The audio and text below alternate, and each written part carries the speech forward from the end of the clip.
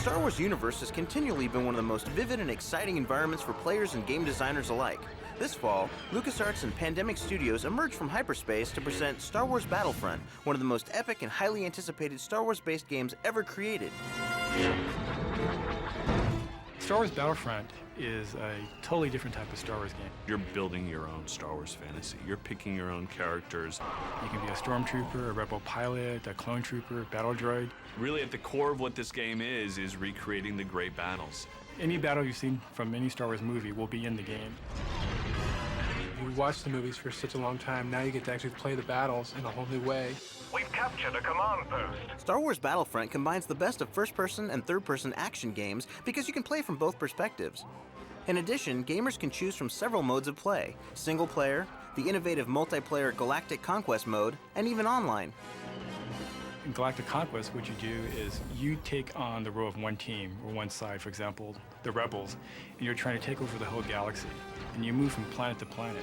One part you might be a Wookiee, and then the next part you might be a droid, and the next part you might be a stormtrooper. So you have just this huge volume of material to really build your own non-linear story. This is introducing a whole new kind of gameplay for Star Wars gamers with multiplayer combat. What really makes Galactic Conquest mode exciting is that it allows up to 16 players to engage in battles online and up to 32 players over a local area network. Star Wars Battlefront is a great online game, and what makes it a blast is it gives you the ability to play your buddies in these huge epic battles. You'll log on and you'll see a list of servers that are out there. You can also start your own server. If you want to play the Battle of Hoth, it's one way to play it single player, but it's a whole new experience when you play it with your friends. I think you're going to have a huge online community that's going to be building around this game. Gamers who don't want to go the multiplayer route can select single-player skirmish mode. We also have a very robust single-player mode. It's very pick up and play. Campaign mode actually sets you up in a historical context of the Star Wars films, where you can now fight, starting with the prequels, and fight your way through the Battle of Geonosis, and then end up all the way to the Battle of Endor. That's called a historical campaign, and I think that's probably going to be the #1 way people play this game from a single-player standpoint. Destroy the shield bunker. One thing that's sure to excite fans and players alike is that Battlefront will be the very first Star Wars game to feature playable worlds from all 6 chapters of the Star Wars saga, including a never-before-seen planet from Star Wars Episode 3. It's not just classic era, it's not just new, but it's literally everything. It covers the totality of the Star Wars experience. We actually will have planets from all 6 Star Wars movies, including Episode 3. Those familiar with the iconic vehicles and weaponry in the Star Wars universe will marvel at the game's inclusion of an armada of Imperial AT-ATs, TIE fighters, and speeder bikes, as well as the workhorses of the Rebel Alliance. We have over 20 different vehicles in Star Wars Battlefront. Of course, we'll have an X-Wing, Y-Wing, TIE fighter, TIE bomber. We'll have the AT-AT, AT-ST, speeder bike. So those are some of the classic vehicles. From the new movies, we'll have the Republic gunship, some of the battle tanks like the AAT. Battlefront players will be able to take on the role of up to 4 different character types among the Star Wars galaxy's 4 largest factions: Rebel Alliance, Clone Army, Imperial Army, and Droid Army. In addition to those 4 basic classes for each side, there are 2 special classes. For the Imperials, there is an Imperial Dark Trooper. He's a sort of a beefed-up stormtrooper with a jetpack. For the battle droids, for example, there is a destroyer droid, or droidica. He's a very interesting unit. I think that's something that we can only get in a Star Wars game. One of the things that makes Rebels special are Wookiees. Everyone loves Wookiees, everyone loves Chewbacca. One of the characters you can play in the Rebels is as a Wookiee. When you're playing as a Wookiee, your special ability is the ability to repair, vehicles that are in the field. With infinite open-ended outcomes and the gamer's ability to always find a battle in progress online, the creative team behind the game has made replayability an integral factor in the game's design and appeal. This game is just jam-packed with replayability because there's no set outcome. The way you play the game determines how the game's going to end. Destroy the shield bunker. You can play every campaign as a Rebel and then go back and play as an Imperial. And then in multiplayer, of course, that's where replayability really comes in. You could play this game for months and months and months on end, and you'll never repeat the exact same experience. We've captured a command post. With Episode 3, the highly anticipated final chapter in the Star Wars saga just around the corner, Star Wars Battlefront is sure to give gamers and fans alike the ultimate Star Wars experience.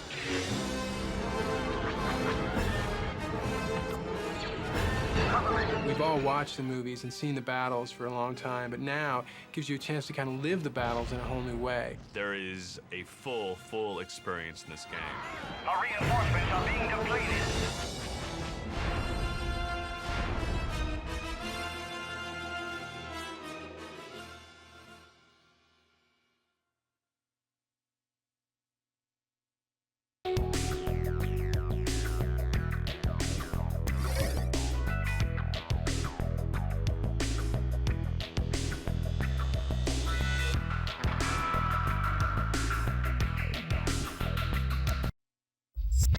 Let the revolution begin. No need for plaid knickers in this course. While you're at it, toss out etiquette too. Irreverent and unconventional players only, please.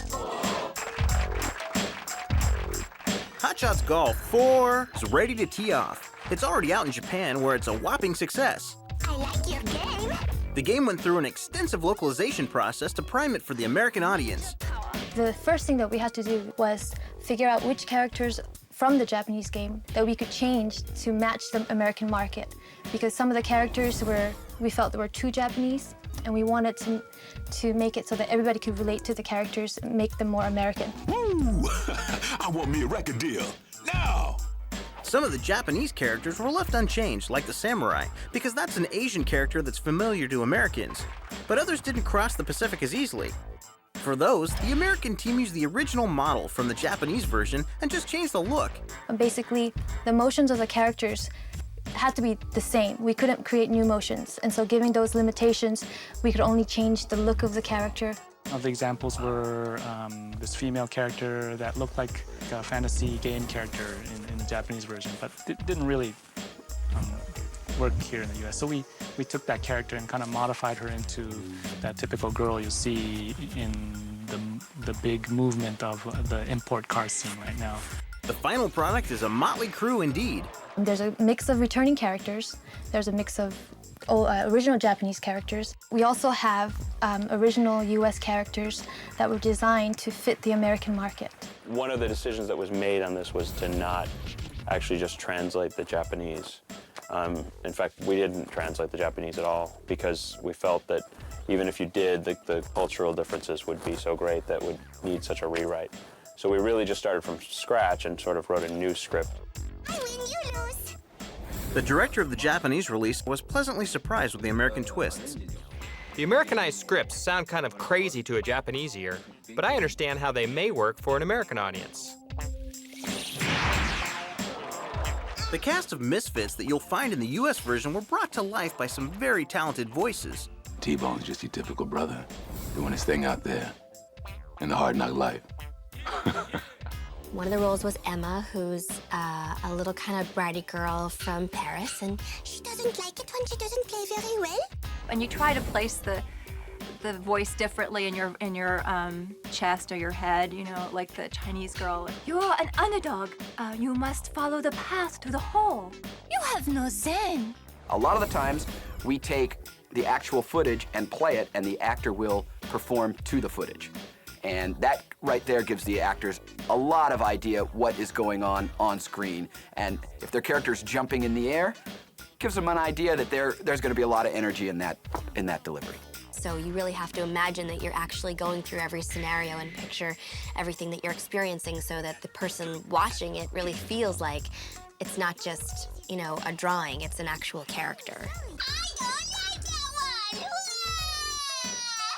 one! One of my favorite things about voiceover is that you get to play so many different people. You know, when I was doing on camera, it was always kind of like the girl next door or the girlfriend, or, you know, it was kind of limiting in a way, you know, and whereas voiceover, you get to play, you know, little boys, old women, you know, women from, you know, Morocco, or it's just all, the sky's the limit. Each of these voice actors will bring multiple characters to life. From a single set of vocal cords, they'll produce several distinct sounding voices. Sorry, pants! can't do a triple Let's, but I can do 10 different voices in a session. Magnitude of the number of characters and the courses in the game is huge compared to the previous ones. It's just a big game with a lot of depth. And a lot of attitude. We're talking 34 outrageous golfers and caddies on 15 courses, plus a miniature golf option thrown in. Anybody who pick up the game will notice right away the graphics. The game kind of fools you in a way because the characters have that cartoony look, but if you pay attention to the environments and the course graphics, it is outstanding. It's probably one of the best looking golf games out there. And Hot Shots Golf, Fore delivers the component that you've been waiting for. A lot of people who are big fans of this game and they want to show how good they are at this game. Finally, you'll be able to play head-to-head against each other over the internet.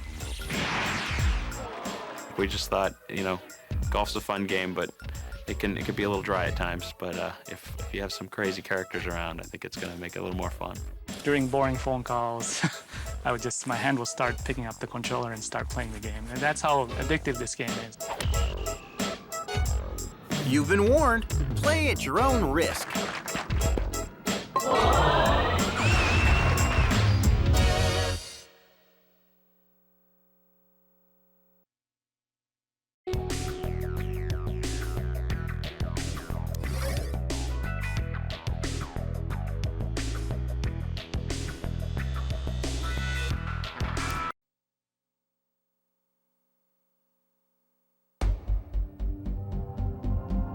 Back when the Metal Gear Solid 2 trailer was shown at E3 in 2000, there was a standing ovation.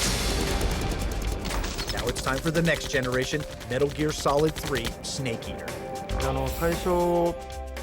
Just playing the game for the first 5 minutes, you'll notice that Metal Gear Solid 3 is totally different from the previous ones. First of all, the setting will be the jungle. It'll be caves, it'll be the mountains, different settings. And the time setting will be the 1960s, when espionage was the big thing, when spies were spies. And doing all this spying in the jungle, I guess what you'll see the most is trying to hide yourself from the enemy, and the enemy trying to find you. This element of espionage will be so much stronger than any previous Metal Gear Solid. In the previous Metal Gear Solid games, the only enemies were human. But as Solid Snake in Metal Gear Solid 3, you actually have to survive in this natural environment first, before you get to the human enemies. For example, if you're in the mountains when you're climbing up a slope, your stamina is going to be affected. You're going to be tired more easily. And you'll also be affected by the weather and temperature. Like if it's cold, you might start losing your energy. To power back up, you'll need to go hunting. Lunch might be an alligator or a frog, and of course the title-making snake. But as usual, there's a signature Kojima twist. You're in the jungle and you'll see animals around. You can actually hunt these animals and eat them for food. But not only can you capture animals to eat, you can also capture them and use them as weapons. For example, you could grab a snake and maybe throw it at an enemy. So it's snake eating and snake throwing combined to help battle the environment and the enemy. But you better not forget to be stealthy. If you just stop, look around, hear something from the side, look in that direction, you'll see something. It might be an enemy, and if the enemy sees you, he's going to attack you. And that's something to be avoided. Fortunately, the MGS crew has you covered in at least 5 different ways, and you get to paint your face. A really big theme in Metal Gear Solid 3 is camouflage. Depending on where you are, depending on what kind of vegetation there is around you, you'll be changing your gear so that the enemies won't be spotting you as easily. If you don't change your gear, depending on where you are, they're going to find you. And where they find you will be more natural and realistic than ever before. The environment gives a whole new meaning to Welcome to the Jungle. Even with the drawing power of PlayStation 2, it was really hard to come up with an entire jungle with a natural environment, something that most video games have avoided. To create such a detailed natural environment, we ended up renewing the graphics engine and the gameplay engine as well. When you actually step into the jungle and when you're standing there, that sense of presence, you really feel like you're in a jungle. You'll also feel like you're really in the 60s. It's not an Orwellian time machine thing, but you'll be back in the 60s anyway, man.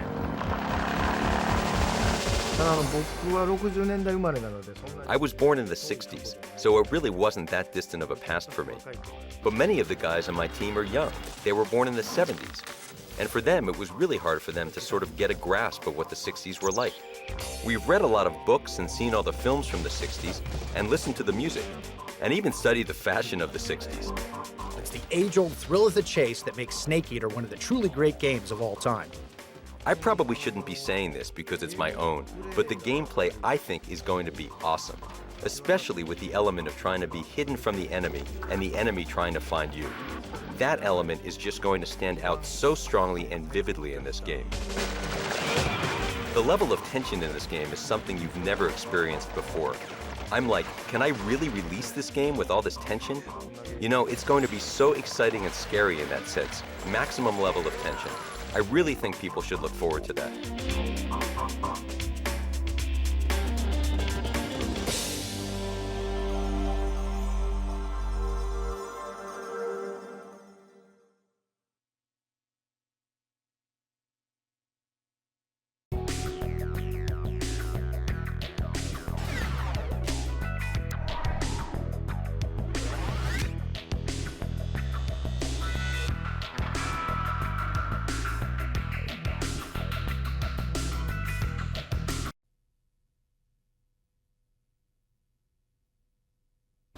Hi, my name is Saul, and today I'm going to show a cool move for the game Siren. In this cool move, I'm going to show you the location of the grave to the Takeuchi family in the Cut Fell Way second mission. Let me show you how it's done. Leave Miyako behind and locate the ledge at the end of the path.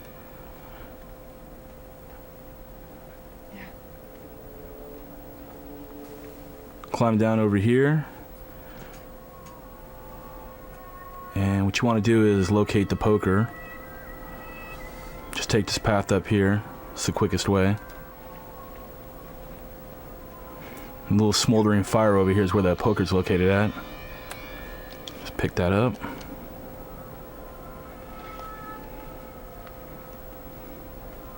And continue way up these terraces. Take the stairs up to a locked gate. And you want to use the poker to open up this gate. Just hit it a couple times.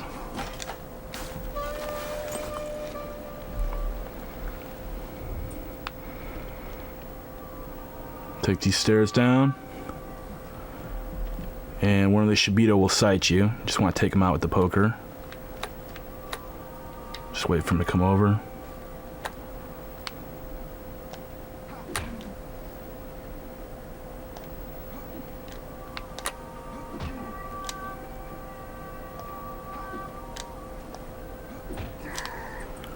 And continue down the path.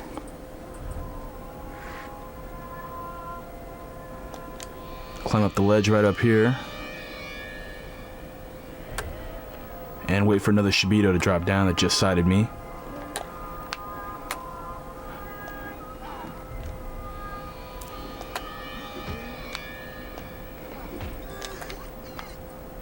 Continue up the path, take the staircase up to another gate. You're not going to be able to open up this gate yet, so just ignore it. And here's the trick. What you want to do is look for a staircase on the right side down here.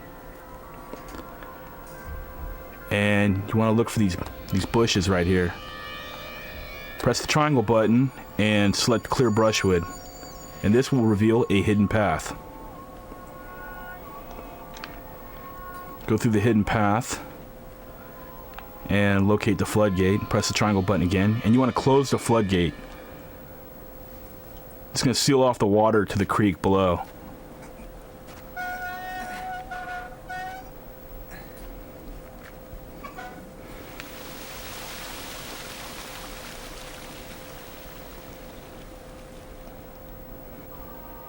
This will also unlock another objective for Tomoko Maeda.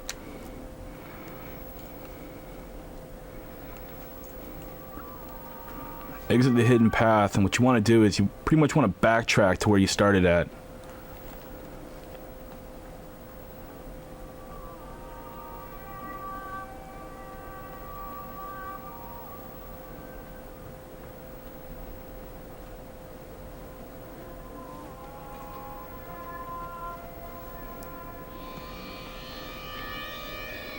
Just go back up this path and you can go through the gate again.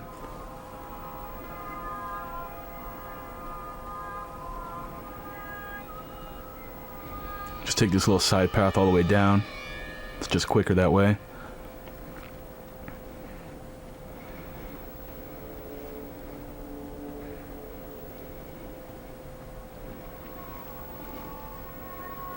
And what you want to do is locate this small little path that leads to the shack. But we're not going to go to the shack. Instead, we're going to look for a little bridge. And what you want to do is turn this way, and now you can drop down to the path below. And take another hidden path here. And you want to locate the staircase right up here, take it to the top, and then you'll reach a little gravesite up here. And all you want to do is just inspect this grave right here.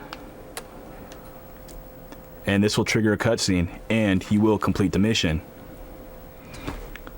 This mission can be a little difficult, so what I recommend is to get familiar with the level. Search everything out, get familiar with all the different places.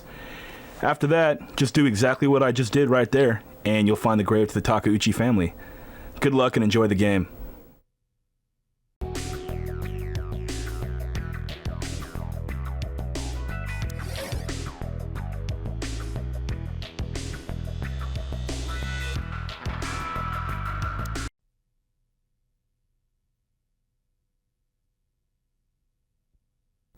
Hi, my name is Saul, and today I'm going to show you a cool move in the game Siren.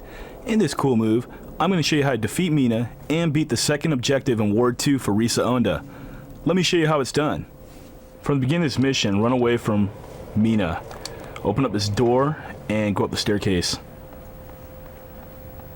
Once on the second floor, you want to duck down here and Mina will not chase you.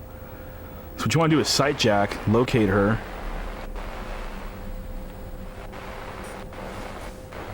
and lock that in so you can see through her eyes.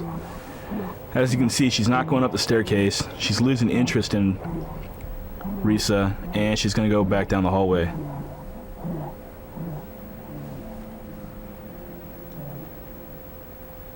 Now what you're going to want to do is you're going to have to wait for Mina to get all the way at the end of the hallway. There's no need to go any sooner than that, because frequently she'll turn around and look behind to see if you're coming. So you want to wait for her to get all the way at the end of the hallway. Get out of sight jack mode when she gets to the end of the hallway, and you want to go back down the staircase. Don't go all the way down the hallway just yet. You want to open up this closet right here. And you want to locate the umbrella. Pick that up. And go back in the hallway. What you want to do is go all the way down the hallway, and you want to locate a fire extinguisher, which is located right here. Now don't do anything until Mina comes back towards this area. So you want to sight jack, see where she's at, and you can wait for her, or you can just grab her attention to get her over here. Now she's caught on to me. Stand by the fire extinguisher, press the triangle button, and select pull out pin. This will cause a big distraction. And what you want to do is go around this cloud right here and get directly behind her. Get out the umbrella and start whacking her. As you can see, she's confused and she doesn't even know where I'm at. She'll go down about 5 or 6 hits, and the great thing is now that she's down, all the Shibitos in this whole level will be defeated also. So feel free to explore the ward too if there's any items you haven't picked up yet. Otherwise, just turn on the flashlight and look for room 101. Open the door, inspect the sheet, and this will conclude this mission. So there you have it. I just showed you everything you need to know in order to complete this mission. Keep in mind though, this mission's all about timing. You want to make sure that you hit that fire extinguisher when Mina's in the area. If you do it too early or too late, she's going to catch on to you, and she will defeat you.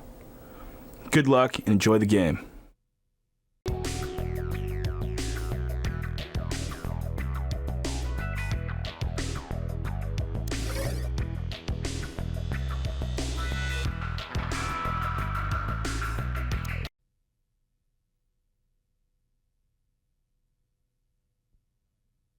Hi, I'm Sam Maciel from Format QA, and I'm going to show you how to defeat the final 3 bosses in The Suffering. The first thing you want to do is arm Torque with the flamethrower. It's the best weapon to take out the first boss. Just run onto the dock here. So unload the flamethrower.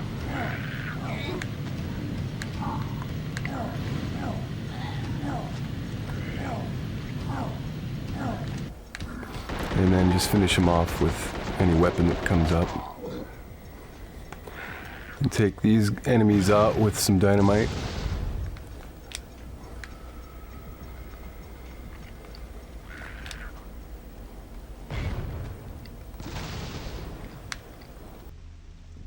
And this boss you have to destroy by activating your insanity meter and actually taking Torque out himself.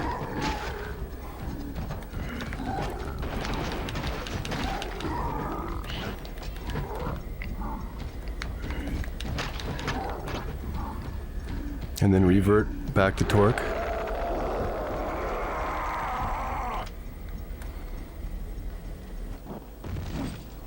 And then the manifestation will appear, which is the final boss.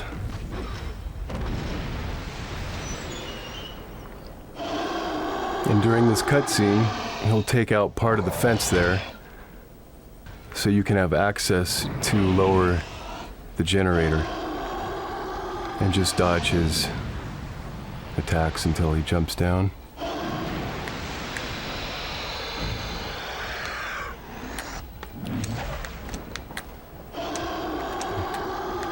Okay, lower the generator.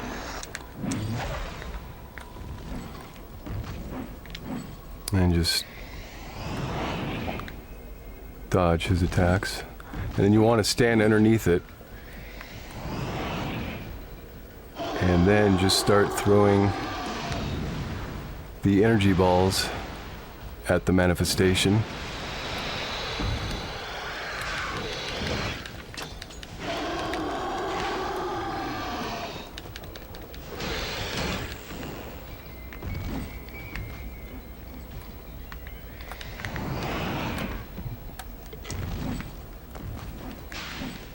And you just keep doing this until he's defeated. And he'll jump down and then reappear on different sides. But basically just dodge his attacks.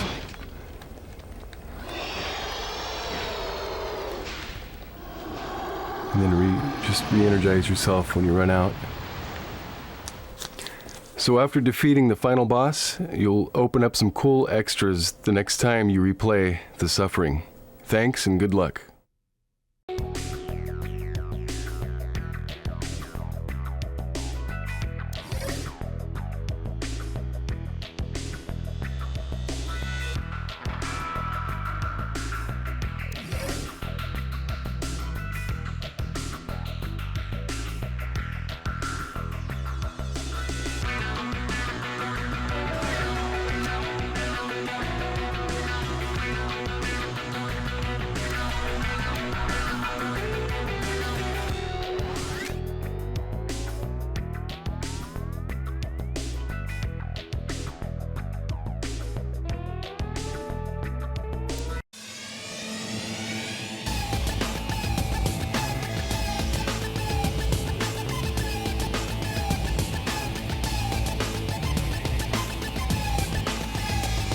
With the launch of PlayStation titles generating as much buzz as a Hollywood blockbuster, the PlayStation Store at the Metreon has become the perfect venue to give Tinseltown a run for its money.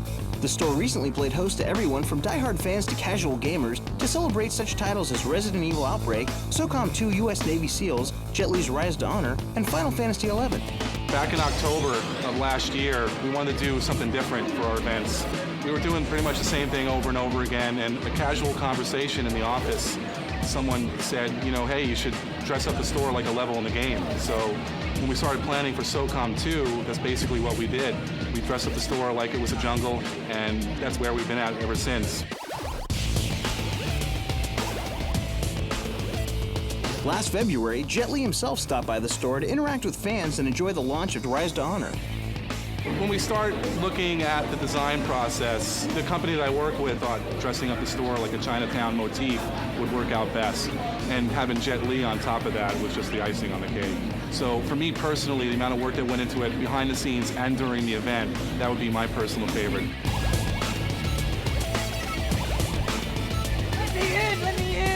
With the anticipation for Final Fantasy XI at a fever pitch, a special midnight sale was arranged for those eager to be among the first to purchase the game.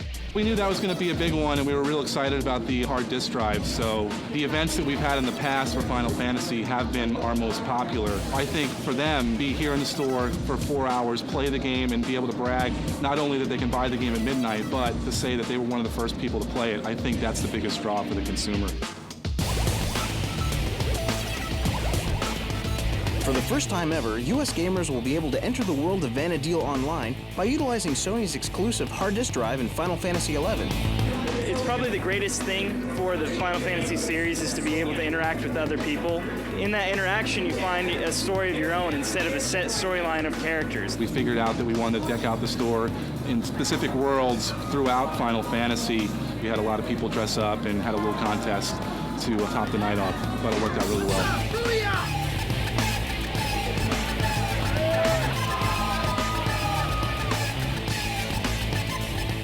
The costume contest gave fans a chance to win exclusive prizes. Everyone had an opinion on which outfit was their favorite. Yeah, I like Squall. Auron from Final Fantasy X. It's Setzer from Final Fantasy VI. Definitely Zeldinch from Final Fantasy VIII. It's basically kind of like my ideal me when I grow up. Hi everyone, my name is Cheryl and I'm Kane from Final Fantasy X too. My name is Melanie and as you all know, I am dressed up as Chocobo. And if you give me noise, I will work for you. I made the whole thing myself. It's actually my first costume that I made. Everybody was so great. I actually didn't expect to win at all. The PlayStation Store prides itself on being a complete world for gamers, offering players a place to test drive the latest titles. But on this night, the store itself truly came alive.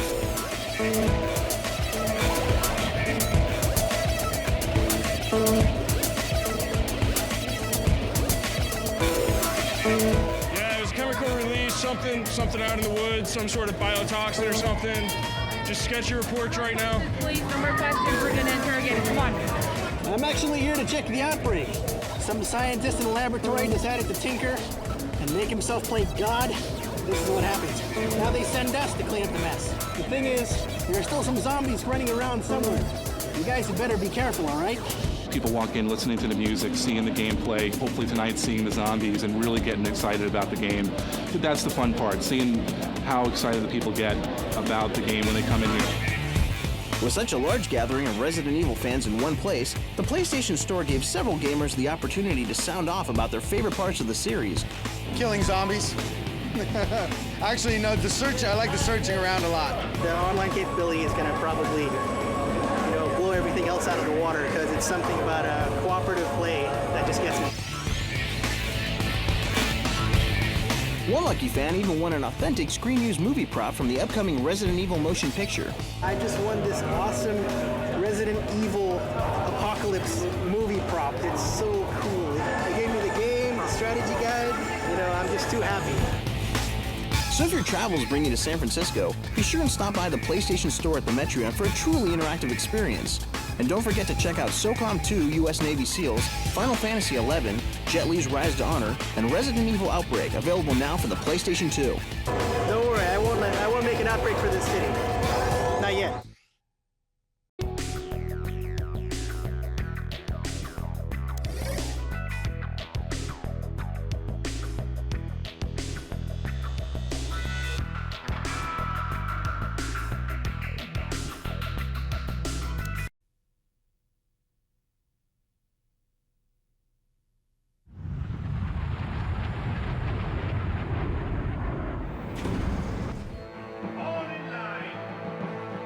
We are in control. Do not attempt to escape. Defiance will not be tolerated. This is the movement.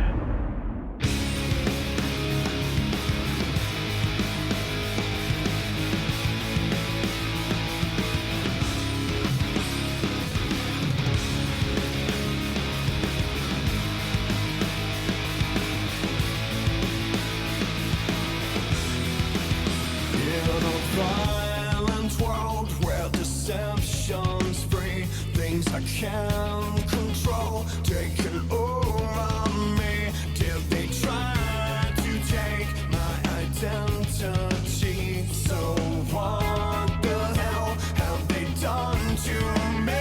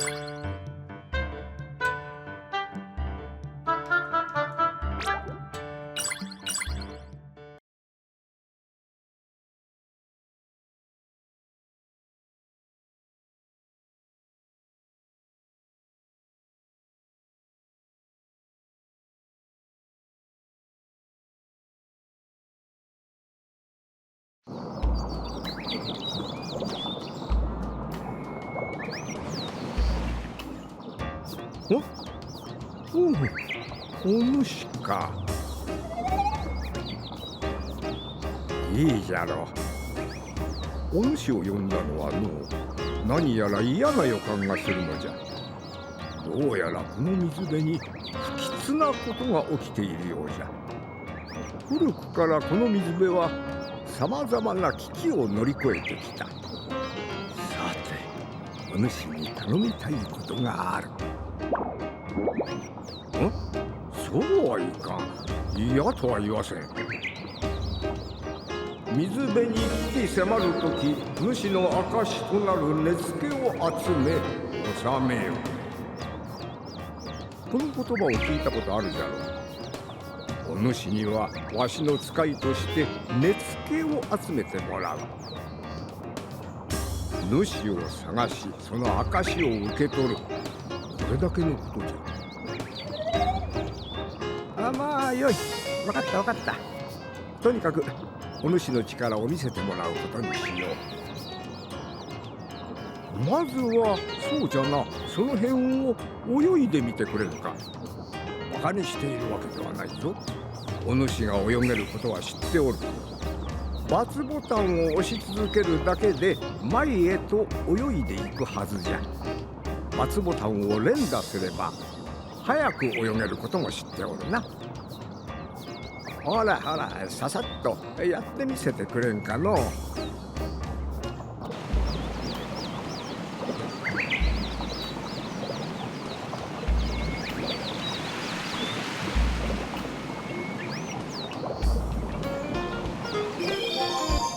よしよし、もういいじゃろ。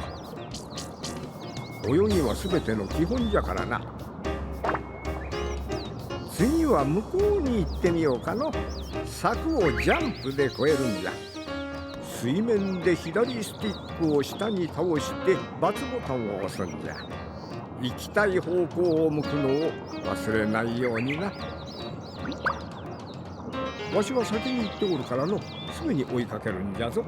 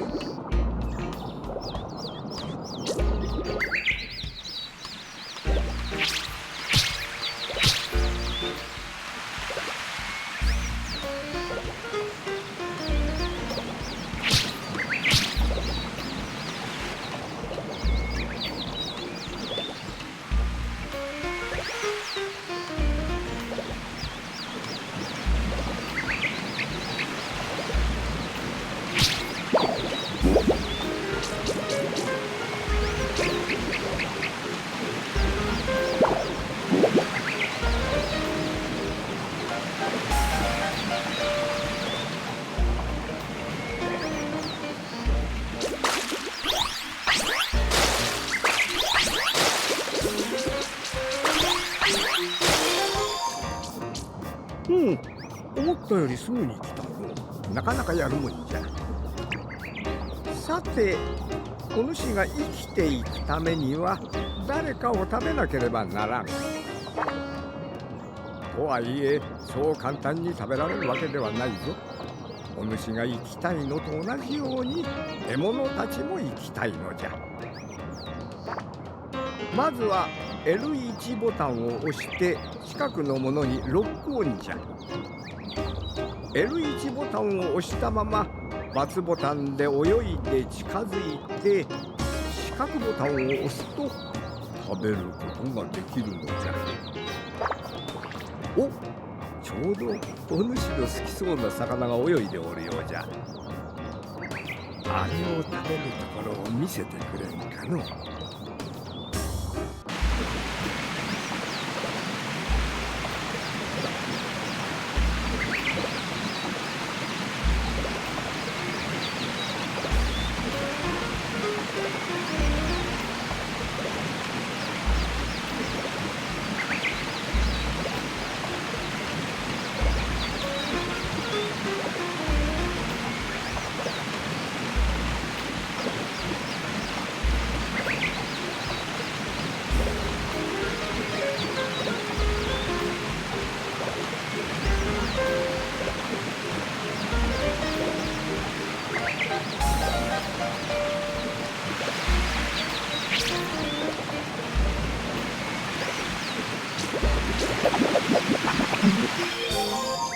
そうじゃ、うまいもんじゃの。食べるとお腹が膨れる。何気にすることはない。弱肉強食は生きる者の定めじゃ。お腹がすくとすぐに体力が減っていくから注意するんじゃぞ。動かずにじっとしていれば体力が回復するのは知っておるな。まあとにかくお腹と体力には気をつけることじゃ。大きな魚が出てきたの。これも食べられるはずじゃ。大きな魚はすぐには飲み込めないんじゃ。四角ボタンで噛みついてから左右にスティックを動かすと獲物が弱ってきて操作ガイドが食べるに変わるんじゃ。ガイドが食べるに変わったらもう一度四角ボタンを押すんじゃ。のんびりしていると逃げられてしまうからの。さあ、主にできるか見せてもらおうかの。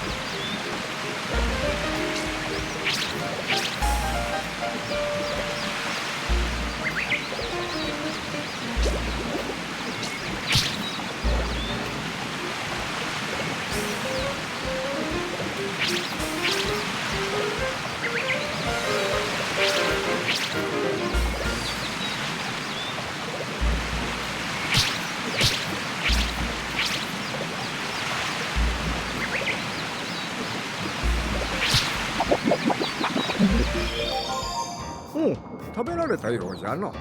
それだけできれば上出来じゃ。これまでに食べた生き物はポーズメニュー獲物図鑑で見ることができるんじゃ。感謝の念を忘れんようにな。食べられる生き物にはたくさんの種類があるからの。獲物図鑑を全部埋めるのは大変じゃろうて。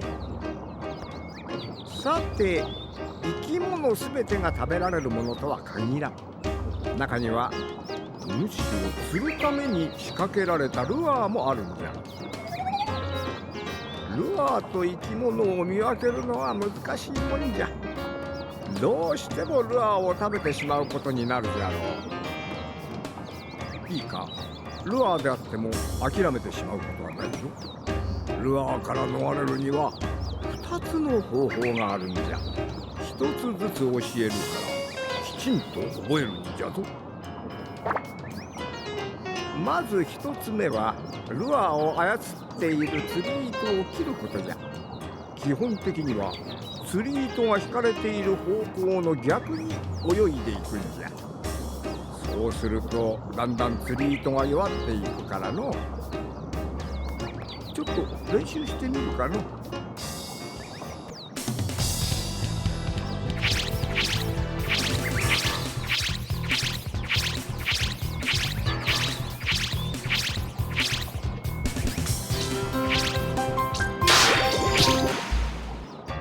そうじゃそうじゃ、うまいもんじゃの。よし、次じゃ。ちゃんと聞いておるか。実際には引っ張るだけで釣り糸を切るのは難しいんじゃ。そこで役に立つのがお主の尾ひれなんじゃよ。ある程度釣り糸を弱らせてからぐっと引っ張ってみるとこんな感じになるんじゃ。ここですかさず丸ボタンじゃ。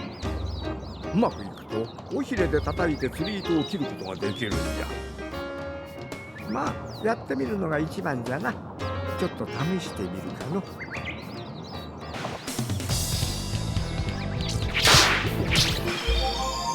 おお、できたようじゃの。やはりただものではないの。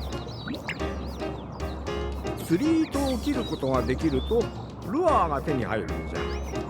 手に入れたルアーはお主のものじゃ。ポーズメニュールアー図鑑でお主のルアーを見られるからの。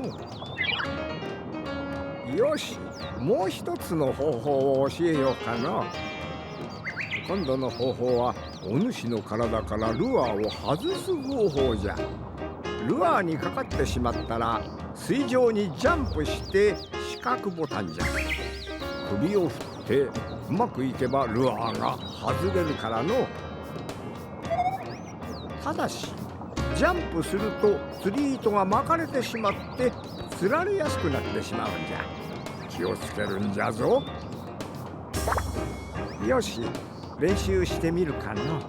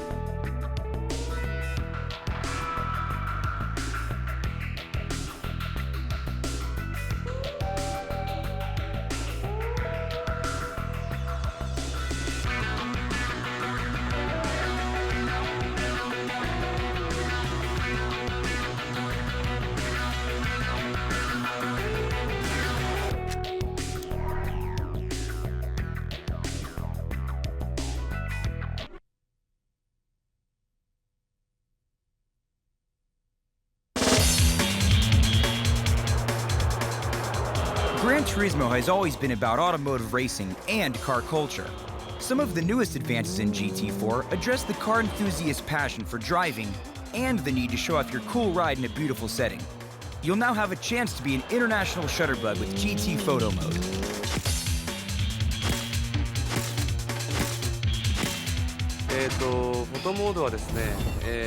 When I released the first of the series back in 1997, there were two aspects to the game. One was the actual driving and the other had to do with watching the game with the replay mode. Photo mode adds another element to the enjoyment of watching Gran Turismo. Imagine traveling to 66 locations around the globe and directing your own photo shoot with any of the cars included in GT4. And these aren't just snapshots. The virtual camera and film you'll be using will have plenty of options and settings to get the perfect picture. Personally, I love cars, but I also love photography. Including a photo mode was actually part of my dream for the GT franchise. I wanted to make sure the player could use a professional approach with the photo mode. Players can change the lens and filters of the camera, adjust the depth of field, and create motion blur. They can also change film stock to get that special touch.